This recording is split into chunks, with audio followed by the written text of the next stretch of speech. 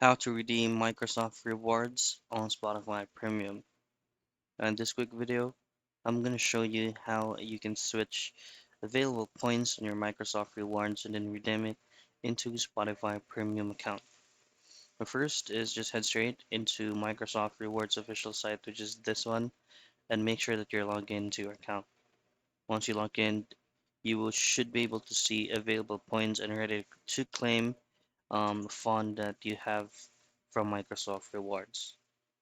Next is just go into redeem, and then from the redemption page, all you have to do is use this magnifying glass and just simply type in Spotify Premium. Now, before doing this, make sure that you have sufficient amount of points so that you can redeem it on Spotify Premium without any problem.